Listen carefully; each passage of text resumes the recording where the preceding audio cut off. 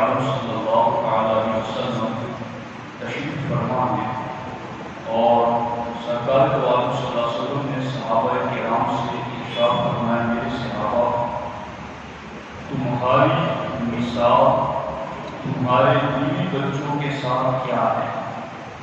تمہاری مثال تمہارے مال دولت کے ساتھ کیا ہے؟ تمہاری مثال تمہارے اعمال کے ساتھ کیا ہے؟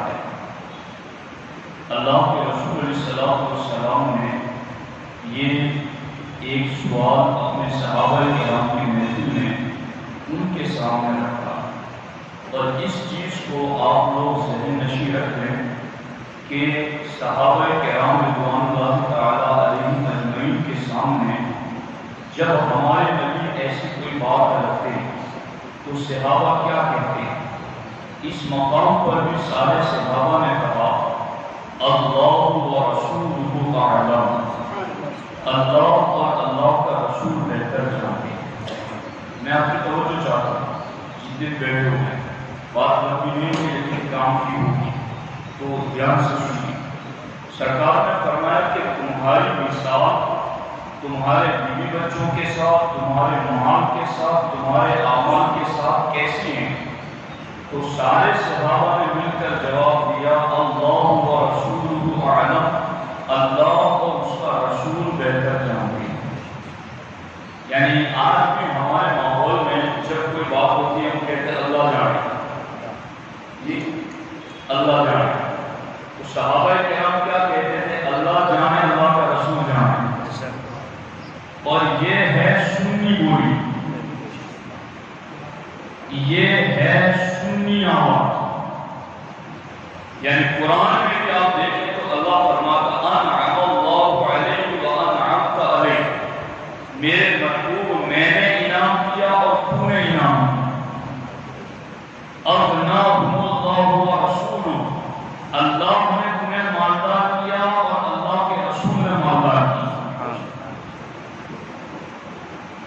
ما آتاہم اللہ ورسولہ، اللہ نے تمہیں عطا کیا اور اللہ کے رسول علیہ السلام نے عطا کیا۔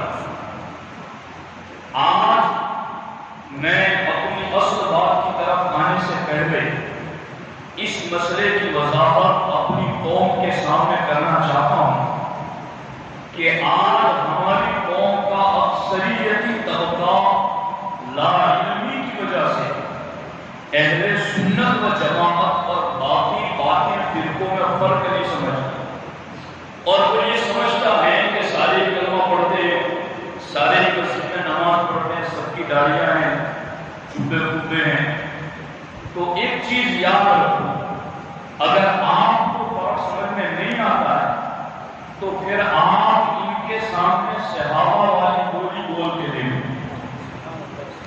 یعنی کبھی کوئی مسئلہ آئے تو آپ ان کے سامنے کہو اللہ و رسول جانتے۔ سبحان اللہ، سبحان۔ کبھی آپ کے پاس مال دولت آتا ہے تو ان کے سامنے کہہ کے دیکھو کہ اللہ و رسول نے مجھے غنی کر دیا۔ سبحان اللہ۔ کبھی آپ کو نعمت ملے تو انہیں کہہ کے دیکھیے کہ اللہ و رسول نے مجھ پر نعمتیں دی۔ حالانکہ یہ جو میں کہہ رہا ہوں یہ قرآن کی آیتوں کا ترجمہ ہے، مگر سامنے فوراً آپ پر شرک کا حکم لگے گا کہ تو اللہ رسول کو ملا رہا ہے، تو شرک کر رہا ہے۔ اگر شرک ہوتا تو قرآن اس کی تعلیم نہ دیتا۔ اللہ نے ہمارے لیے معیار ایمان صحابہ کو بنایا۔ اللہ نے قرآن میں فرمایا آمنو کما آمن الناس، بعد میں قیامت تک آنے والے بندوں ایمان ویسا لانا جیسا محبوب کے صحابہ ایمان لائے۔ اور محبوب کے صحابہ کیسے ایمان لائے کہ جب بھی کوئی بات ہوتی تو صحابہ کہتے اللہ جانے، اللہ کا رسول جانے، اللہ نے غنی کر دیا، اللہ کے رسول نے غنی کر دیا۔ اب تھوڑی بات توجہ سے سننا، سنی عالم دین جب کسی بدعقیدے کی بدعقیدگی بیان کرتا ہے تو ہمارے عوام میں سے کئی لوگ کہتے ہیں یار یہ کیا انہیں لے کر بیٹھے ہیں اور یہ باتیں کرتے ہیں۔ میں یہ کہتا ہوں سب سے بڑی گالی اسلام کی نظر میں کوئی ہے تو وہ شرک ہے۔ قرآن کہتا ہے ان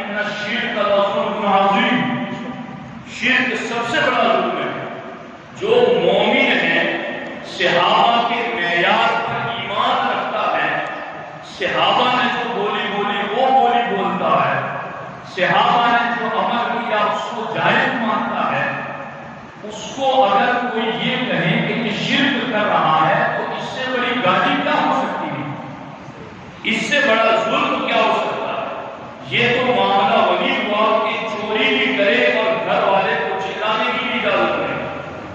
تو اہل سنت و جماعت ابھی حضرت علامہ جمیل صاحب نے آپ کے سامنے جو بات رکھی کہ اِلَّا الَّذِينَ آمَنُوا، خسارے میں ہیں مگر خسارے میں سے وہی انسان نکلے گا جو ایمان والا، اور ایمان والا وہی ہے جس کا عقیدہ درست ہے، اور عقیدہ اسی کا درست ہے جو سچا پکا سنی ہے۔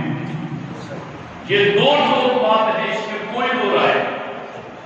اب میں آگے بات جو کرنا چاہتا ہوں وہ یہ ہے کہ صحابہ کرام نے کہا اللہ جانے اللہ کا رسول جانے، تو پھر ہمارے نبی نے جنوایا کہ میں کیا جانتا ہوں؟ سبحان اللہ۔ سرکار نے فرمایا تم نہیں جانتے، میں بتاتا ہوں کہ تمہارے ماں، تمہارے بیوی بچے اور تمہارے اعمال کی مثال کیا ہے۔ مثال کا کیا مطلب؟ مثال کا مطلب ہے جیسے ہم اور آپ دیسی بھاشا میں بولتے ہیں کہ مال ہاتھ کا میل ہے، تو ہم نے مال کو میل سے مثال دی، یعنی جتنی جلدی ہاتھ کا میل چھوٹ جاتا ہے مال بھی اتنی جلدی ساتھ چھوڑ دیتا ہے۔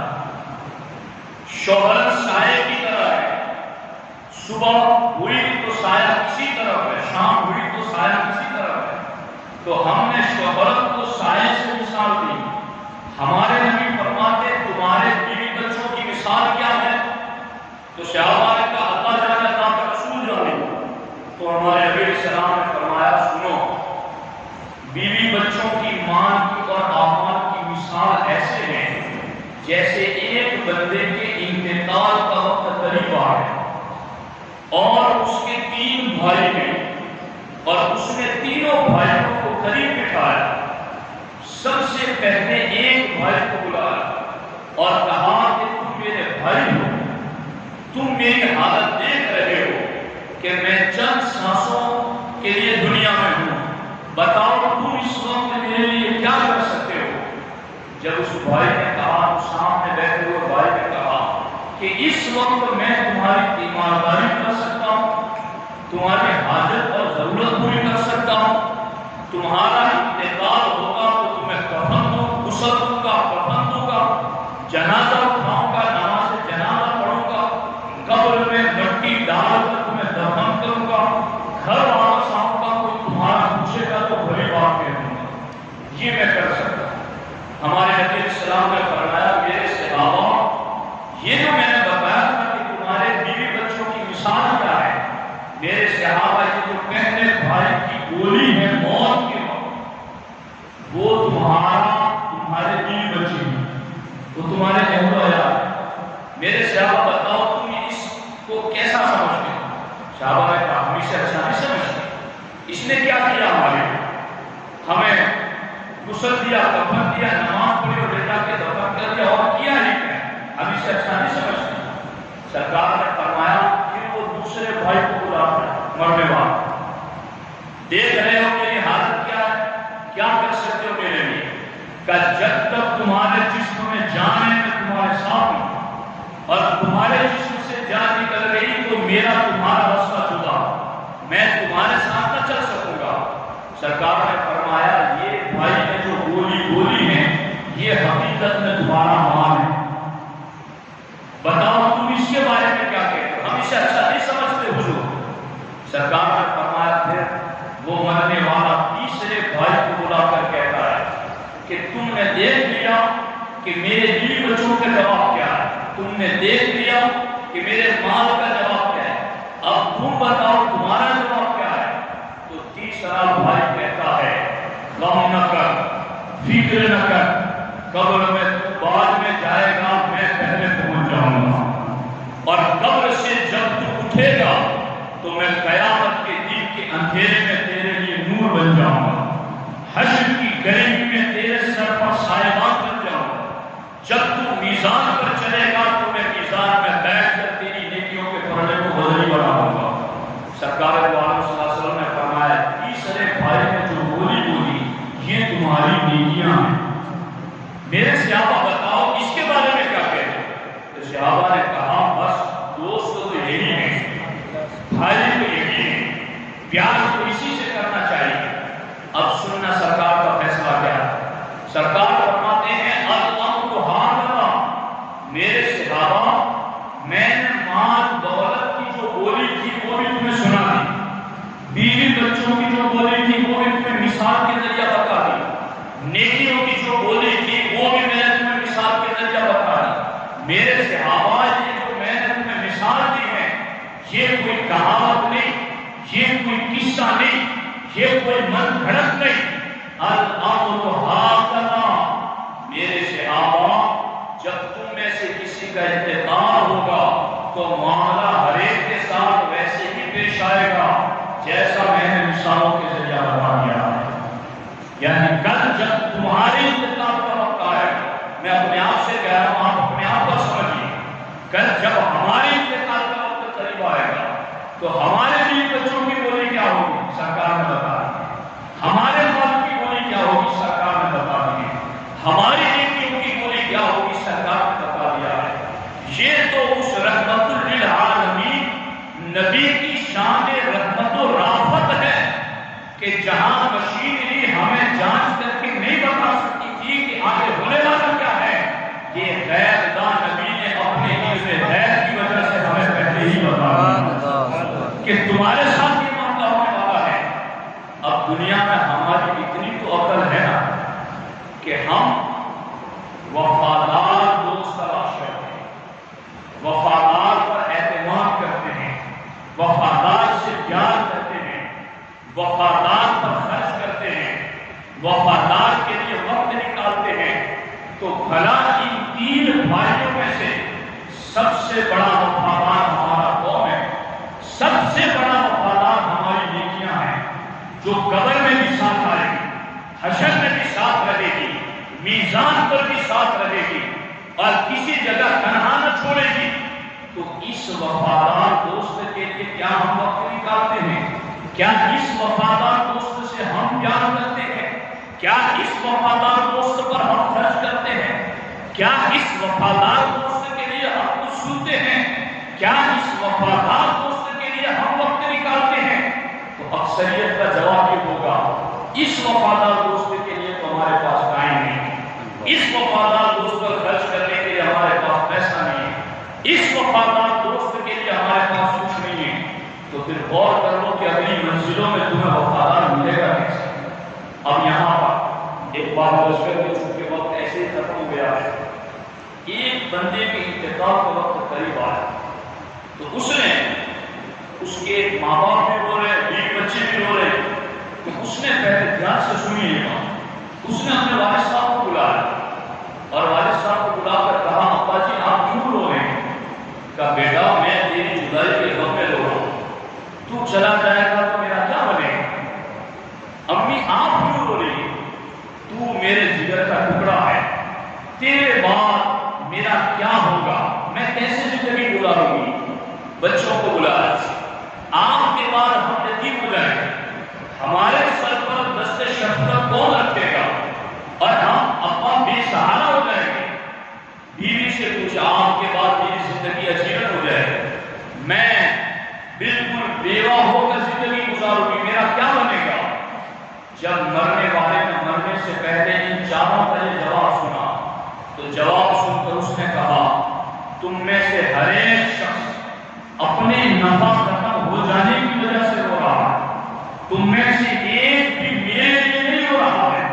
کیا تم میں سے کوئی ایک بھی میرے لیے رو رہا ہے کہ میں قبر میں جاؤں گا تو میرا کیا حال ہوگا اس لیے تم رو رہے ہو؟ کیا تم میں سے کوئی ایک بھی ایسا ہے جو یہ کہتا ہو کہ تمہیں منکر نکیر کی شکل دیکھنی ہے اس لیے ہم رو رہے ہیں؟ کیا تم میں سے کوئی ایک بھی اس لیے رو رہا ہے کہ تمہیں سوالات کے جوابات میں بڑا کٹھن مرحلہ ہے ہم اس لیے رو رہے ہیں؟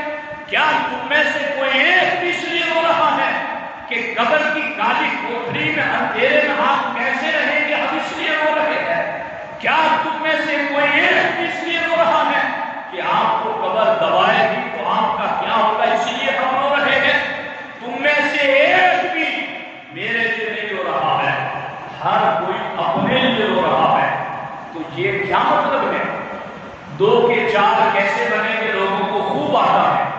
ان مثالوں سے بھی سمجھو کہ قبر میں کیا بنے گا، حشر میں کیا بنے گا، مرنے کے بعد کیا ہوگا، دین پر کتنا عمل کیا اور دین کے ساتھ کتنی غداری اور بے وفائی کی ہے، یہ سارا کچھ قبر میں آنے والا ہے اور سارا کچھ پوچھ گچھ ہوگا. اور یہ جو وفادار دوست ہیں نیکیاں، خدا کی قسم میرے نبی ارشاد فرماتے ہیں مردے کو قبر میں بیٹھا کر جب لوگ نکل جائیں گے تو قبر میں ایک خوبصورت شکل آئے، حدیث پاک ایک خوبصورت شکل آئے گی جس کے گلے میں قیمتی ہار ہوگا. مردہ اٹھ بیٹھے گا تو وہ شکل پوچھے گی کہ مجھے پہچانتے ہو؟ تو وہ مردہ کہے گا میں تمہیں نہیں پہچانتا. تو وہ نورانی شکل قبر میں کہے گی انا عبدک الصالح، میں تیرا دنیا میں کیا ہوا نیک عمل ہوں، تو نے دنیا میں میرا ساتھ نہیں چھوڑا، قیامت آنے تک قبر میں تیرا ساتھ نہیں چھوڑوں گا. تیری قبر کی اکیلے پن کو، تیری قبر کی وحشت کو، دہشت کو، تیری قبر کی اجنبیت کو، غم ڈر کو میں قبر میں رہ کر کے دور کرتا رہوں گا، یہاں تک کہ نیکیاں مرنے والے کو قبر میں اتنا آرام دے گی، اتنی انسیت دے گی کہ قیامت کے دن جب مرنے والا اٹھے گا تو ایسا لگے گا کہ عصر کے وقت سویا تھا، مغرب کے وقت اٹھ گیا. لیکن یہ کام آنے والا جو وفادار دوست ہے اس سے دوستی کرے. اور یہ عمل صالح کا بنتا ہے. میں بس ٹائم زیادہ لے رہا ہوں 2 منٹ مگر معذرت کے ساتھ. عمل صالح کا بنتا ہے. ان سے شکوہ گلا جدا ہے جو مسجد آتے ہی نہیں، مگر ان سے بھی کوئی کم شکوہ نہیں جو مسجد آتے ہیں. کہ عمل آپ کر رہے ہیں تو اب عمل کے لیے 2 چیزیں ضروری ہیں.